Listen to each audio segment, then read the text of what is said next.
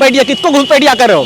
तुम्हारे बाप का मुल्क ये है, घुसपैठिया कह रहे हो हमें? दिल्ली से लेकर पेशावर तक कोई ऐसा पेड़ नहीं था, एक रात में 5 लाख मुसलमान फांसी के फंदे पे लटका गए।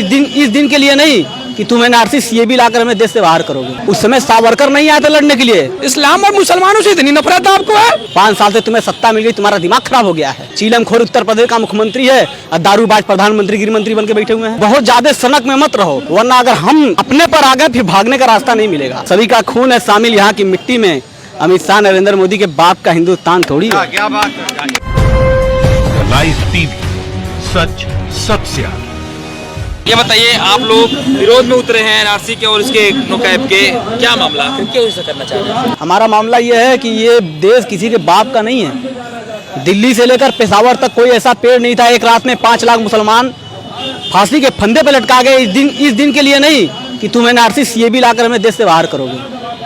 उस समय सावरकर नहीं आए थे लड़ने के लिए, हमारे उलमा अकरामों ने फांसी का फंदा चुमा था। ये अमित शाह के और नरेंद्र मोदी के बाप का ये मुल्क नहीं है। जो लोग एनआरसी के जरिए हमें कह रहे हैं विदेशी हैं, घुसपैठिया हैं, उनके बाप का मुल्क नहीं है भाई साहब।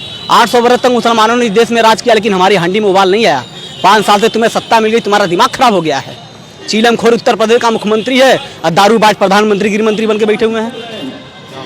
देश का सबसे बड़ा गुंडा अमित शाह जो 6 महीने का तड़ी पार रहा है, इसके लिए कोई बिल ले आकर इसको देश से बाहर करना चाहिए। रीना ठाकुर को देश से बाहर करना चाहिए। प्रदीप जोशी को देश से बाहर करना चाहिए, जो देश की संस्कृति को बिगाड़ रहे हैं, लगातार बिगाड़ रहे हैं। और देश का प्रधानमंत्री तो जान ही रहे 3000 लोगों को हत्यारा है। ऐसे लोगों से क्या उम्मीद कर दे। लेकिन बस एक ही संदेश देना चाहते हैं कि बहुत ज्यादा सनक में मत रहो, वरना अगर हम अपने पर आ गए फिर भागने का रास्ता नहीं मिलेगा। अंग्रेजों ने क्या किया था मालूम है ना? जब हमारे उलमा अकरामों को लटकाना शुरू किया तो उसके बाद क्या हुआ मालूम होगा आप लोगों को।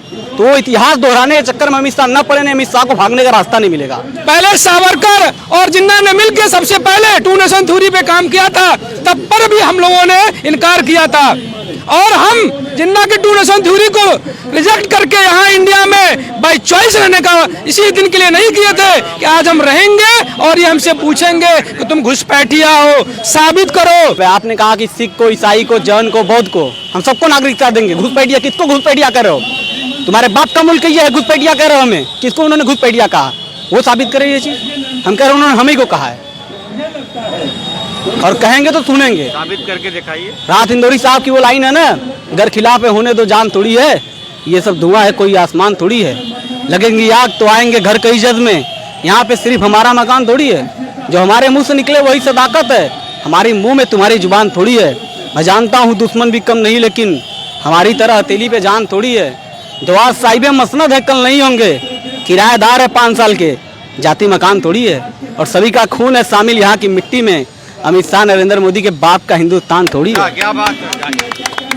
सवाल ये है कि लोकतंत्र में हम इन मंत्री, विधायकों, सांसदों को चुन के भेजते हैं इसी दिन के लिए कि वो हमसे कहेंगे कि ये प्रमाणित करो कि तुम इस देश के निवासी हो कि नहीं हो।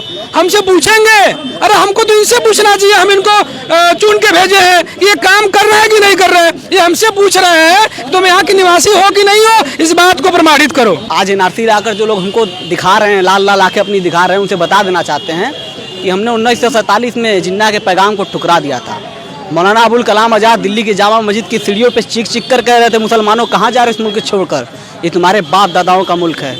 ये ताजमहल की हुस्न तुम्हें चीख कर चिल्ला रही है, कुतुब मीनार की बुलंदियाँ तुमसे कह रही तुम्हारे बाप दादाओं के मुल्क मत छोड़ के जाओ। ये ताजमहल, लाल किला, कुतुब मीनार, ये किसका है? अमित शाह के बाप का है। इन्होंने क्या बनाया यहाँ पे? यहाँ खाली मंदिर की बात करेंगे, मंदिर भी नहीं बनाएंगे। अब मंदिर के लिए झगड़ा हो रहा है, इन्होंने तो वहाँ पे तबरका पैदा कर दिया। पहले हिंदू मुसलमान का झगड़ा था, हिंदू में लड़ाई करा दी इन लोगों ने। तो इनका काम है लड़ाना भिड़ाना, मारो काटो राज करो। इस्लाम और मुसलमानों से इतनी नफरत आपको है? हम लोगों से पूछना चाहेंगे, ये बनारस है, ये बनारस बिस्मिल्लाह खां, पंडित छन्नू मिश्रा जैसे लोगों की बनारस है, जहाँ गंगा जमुना तहजीब रूप दिखता है। और आप यहाँ के लोगों को पूछना चाहेंगे कि तुम मुसलमान हो, तुम्हारे पास प्रमाण नहीं है, तुम देश से बाहर चले जाओ। आपको अगर एनआरसी लीड जारी करा 1947 का, कहिए लाल किशन अडवाणी को भगाइए जहाँ से आए हैं। विप्लव देव जो इनका मुख्यमंत्री है उसको भगाइए। विजय रूपानी कहाँ का आपको मालूम होगा, म्यांमार का है, उसको वहाँ पे भगाओ। जारी करो शुरू से एनआरसी लीड, 400 डीएनए टेस्ट करा के जो जहाँ का तहाँ भेजो। अब इसको एनआरसी से जोड़ के देखा जाए। यहाँ पे जो लोग, जो जैसा असम में भी देखा गया कि 20 लाख में 14 लाख लोग हिंदू हैं जो यहाँ पे एनआरसी के 12 मीटर पे नहीं आ पाए। जब नहीं आ पाए तो आपने देखा कि हमारा वोट बैंक खत्म हो रहा है। वोट बैंक खत्म हो रहा है तो आपने क्या किया कि उसको रोक दिया कि बोले रिजेक्ट करते हैं, पूरे देश में नए सिरे से लगाएंगे।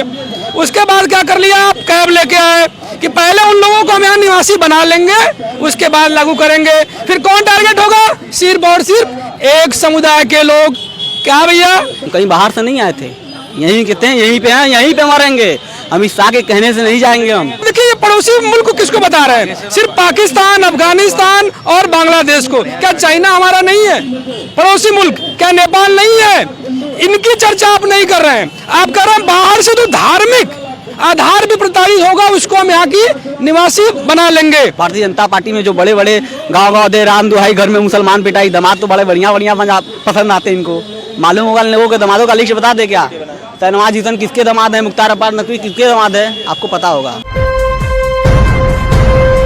लाइव टीवी, सच सबसे आगे।